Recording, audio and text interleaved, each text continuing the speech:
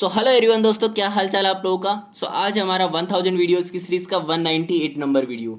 Friends, आज जो मैंने हायर ऑर्डर डिफरेंशियल इक्वेशन का क्वेश्चन लिया है वो है हमारे पास D square minus 4d+4 multiplication y is equal to E to the power 2x plus में कोस 2x। यहाँ से आप देखेंगे कि जब आप इस तरह की higher order homogeneous differential equation या नॉन होमोजीनियस डिफरेंशियल इक्वेशन ये आप कैलकुलेट करते हैं, तो यहाँ पे अगर आपके पास में RHS में इट मीन्स जो आपका D है, जो कि हमारा D by D x it means differential operator होता है। इसके अलावा जो हमारा RHS में टर्म है RX, उसकी वैल्यू अगर डजेंट इक्वल टू 0 है, इट मीन्स यहाँ पे कोई फंक्शन गिवन है, तो हम उसको कहते हैं non homogeneous higher order differential equation. मान के चलिए अगर ये हमारे पास में 0 होता है तो हम इसको कहेंगे homogeneous higher order differential equation. Okay, अब बात करते हैं कि जब हमारे पास already non homogeneous differential equation आ चुकी है, तो इस तरह से नॉन होमोजीनियस डिफरेंशियल इक्वेशन को कैलकुलेट करते हैं हम टू पार्ट्स में। क्या पार्ट्स हैं हमारे पास? फर्स्ट पार्ट में हम सॉल्व करेंगे कॉम्प्लीमेंट्री फंक्शन के लिए solution, and then second part में हम सॉल्व करेंगे पर्टिकुलर इंटीग्रल के लिए सॉल्यूशन।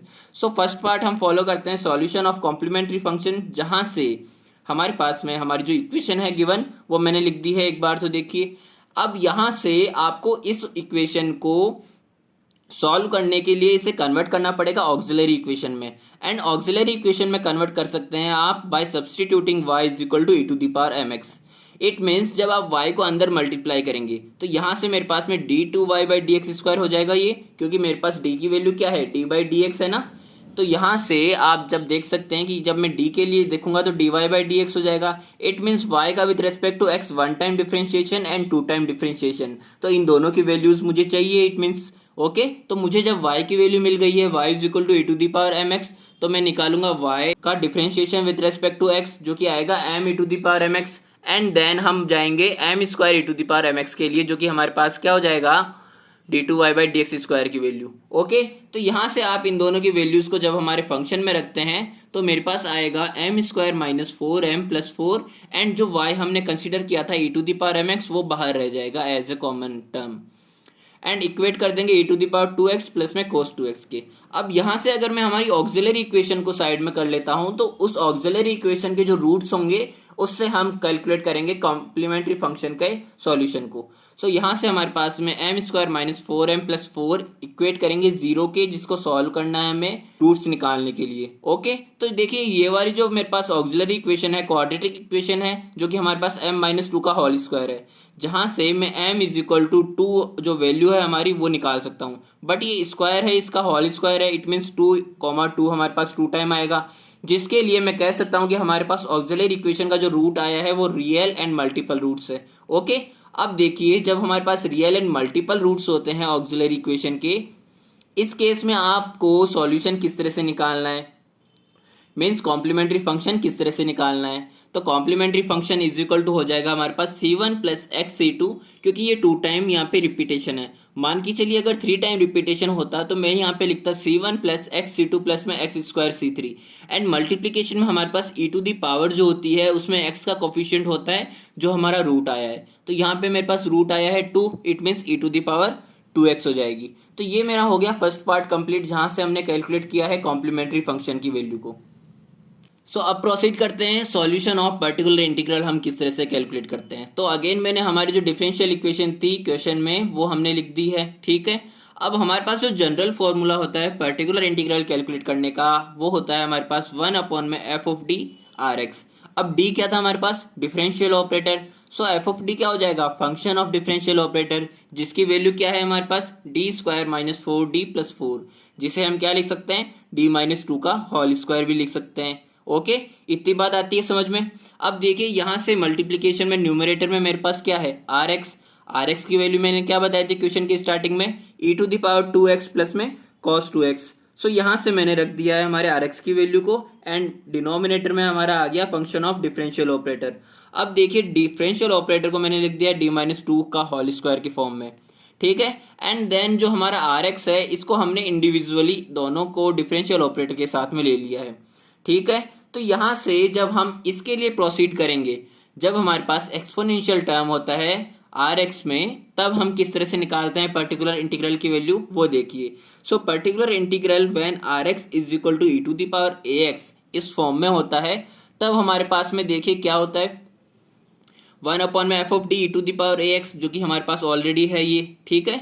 वन अपॉन में function of differential operator and numerator में मल्टीप्लीकेशन में e to the power A X. So यहाँ पे डी की जगह पे आपको डायरेक्टली वैल्यूज पुट कर देनी होती है ए की, ठीक है।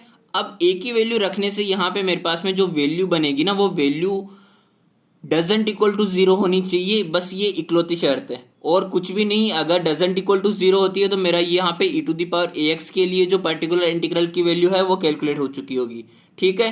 तो इसके लिए अगर मैं देखूँ तो यहाँ पे e to the power two x है, इट मीन्स टू की वैल्यू को मुझे यहाँ पे रखना पड़ेगा। तो टू माइनस टू तो मेरे पास क्या हो रहा है, जीरो हो रहा है, तो यानी कि ये फॉलो नहीं हो रहा। इट मीन्स मुझे यहाँ पे ये केस तो एक्सेप्ट नहीं है। सो इस केस में हमें यहाँ पे प्रोसीड करना रहता है वन अपॉन में F of D E to the power A X के लिए आपको एक बार यहाँ पे एक्स का मल्टीप्लाई कर देना है न्यूमरेटर में, एंड जो डिनोमिनेटर है उसमें फंक्शन ऑफ डिफरेंशियल ऑपरेटर का वन टाइम डिफरेंशिएशन कर देना है, ओके। अब वन टाइम डिफरेंशिएशन करेंगे आप एफ ऑफ डी का, तो एफ ऑफ डी मेरे पास क्या है, डी माइनस टू का होल स्क्वायर, यानी कि आप इसका डिफरेंशिएशन करेंगे तो पावर हमारी आगे आएगी two, multiplication D by two, and D का डी के रेस्पेक्ट में हो जाएगा वन। तो यहाँ से मेरे पास में टू डी माइनस टू आया एफ डैश डी की वैल्यू। अब एफ डैश डी में भी आपके लिए शर्त यही है कि यहाँ पे भी आपको ई टू द पावर जो टू एक्स है वो टू की वैल्यू रखने पे जीरो नहीं बनना चाहिए, बट अगेन यहाँ पे जीरो बन रहा है। इट मीन्स यहाँ पे जब ये कंडीशन भी फुलफिल नहीं होती तो मुझे अगेन एक स्टेप आगे जाके अगेन एक्स का मल्टीप्लिकेशन करना है न्यूमरेटर में, एंड जो हमारा एफ डैश डी है उसको again one time more differentiation कर देना है with respect to D, okay.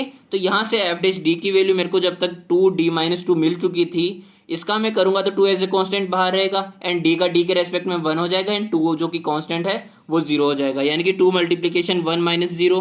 तो यहाँ से मेरे पास में तो टू ही मिल गया।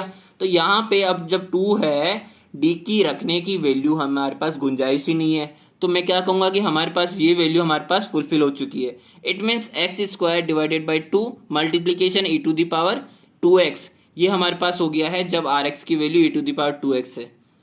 एक पार्ट तो हमारे पास इसमें हो गया हमारा सॉल्व, ओके। अब जो सेकंड पार्ट है वो है हमारा कॉस टू एक्स अपॉन में डी माइनस टू का होल स्क्वायर। अब जब भी हमारे पास में आर एक्स की वैल्यू इस फॉर्म में होती है कि हमारे पास cos A X plus B हो या फिर sign A X plus B हो, दोनों में एक ही बात होगी, दोनों में एक ही पैटर्न फॉलो होगा कि क्या, वन अपॉन में एफ ऑफ डी स्क्वायर। अब यहाँ पे डी स्क्वायर मैंने क्यों लिखा है, देखिए बताता हूँ। यहाँ पे जब हमारे पास cos A X plus B की फॉर्म में होगा आर एक्स, देन हमें क्या करना है, जो एक्स का कोफिशिएंट है ए, उस ए के स्क्वायर का minus term means minus a square को आपको वहाँ रख देना है जहाँ पे डी स्क्वायर का टर्म है फंक्शन ऑफ डिफरेंशियल ऑपरेटर में। आई बात समझ में? नहीं, चलो बताता हूँ। देखो यहाँ पे डी स्क्वायर है, डी माइनस टू का होल स्क्वायर को ओपन करेंगे तो D square minus four D plus four आएगा। सो डी स्क्वायर की जगह हमें क्या रखना है, एक्स के कोफिशिएंट के स्क्वायर का माइनस टर्म यानी कि माइनस फोर। सो यहाँ पे जब मैंने माइनस फोर रखा तो माइनस फोर प्लस फोर मेरे पास जीरो हो जाएगा एंड माइनस फोर डी मेरे पास रिमेनिंग रहेगा। यहाँ पे भी शर्त इतनी सी थी कि आप जब डी स्क्वायर यहाँ रखने जाओगे तो आपका जो फंक्शन ऑफ डिफरेंशियल ऑपरेटर है डिनोमिनेटर में वो डजेंट इक्वल टू जीरो ही रहना चाहिए। तो यहाँ पे वैल्यू मेरी फुलफिल हो रही है ना, यहाँ पे मेरे को value doesn't equal to zero मिल रही है, ठीक है। सो यहाँ पे जब हमारे पास cos A X plus B होता है तो यहाँ पे तो cos A X plus B होगा एंड डिनोमिनेटर में ये चेंजेस हो जाएगा जो मैंने बताया। And same sine A X plus B होगा तो sine A X plus B में भी मेरे पास sine A X plus B रहेगा एंड डिनोमिनेटर में वही सब चीज़ें हो जाएगी।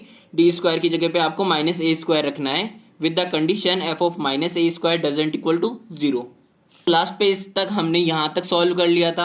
अब देखिए मैंने जो कहा था कि आपको टू के स्क्वायर का माइनस टर्म यानी कि माइनस फोर रखना है जहाँ जहाँ पे डी स्क्वायर है, तो यहाँ पे डी स्क्वायर यहाँ है तो माइनस फोर से प्लस फोर कैंसिल आउट हो गया एंड मेरे पास रिमेनिंग रह गया माइनस फोर डी। अब माइनस फोर डी है, ओनली डी का टर्म है, ठीक है। अब यहाँ पे एक्सपोनेंशियल होता तो फिर भी हम डी की जगह पे ए रख देते, बट एक्सपोनेंशियल नहीं है तो ऐसे केस में हमारे जो वन अपॉन में डी एफ ऑफ एक्स होता है उसका मतलब होता है आपको इंटीग्रेशन कर देना है एफ ऑफ एक्स का with respect to x one time, okay. It means हमें कॉस टू एक्स का इंटीग्रेशन करना है with respect to x. So cos two x का इंटीग्रेशन हमारे पास क्या हो जाएगा, साइन टू एक्स, एंड जो एक्स का कोफिशिएंट है वो हमारे पास आ जाएगा डिनोमिनेटर में यानी कि टू आ जाएगा यहाँ पे, and two multiplication by four आ जाएगा एट और माइनस का साइन बाहर रहेगा या एज इट इज। सो हमारे पास फाइनली पी आई की जो वैल्यू निकल के आएगी वो आएगी x square by two E to the power two x minus one by eight sine two x. अब यहाँ से जब आप सॉल्यूशन लिखने जाएंगे non homogeneous higher order differential equation का फाइनल सॉल्यूशन, तो हमारे पास क्या आएगा, y is equal to c f plus में पी आई, यानी कि कॉम्प्लीमेंट्री फंक्शन जो आपने लास्ट पेज पे निकाला था c1 plus x c two E to the power 2x, and particular integral जो आपने यहाँ निकाला है x square by two E to the power 2x minus 1/8 sine 2x। So इन दोनों को आपको सम करके लिख देना है, इक्वेट कर देना है y की। सो ये आ जाएगा हमारे पास solution. So thank you so much देखने के लिए, मिलते हैं हमारे नेक्स्ट वीडियो में।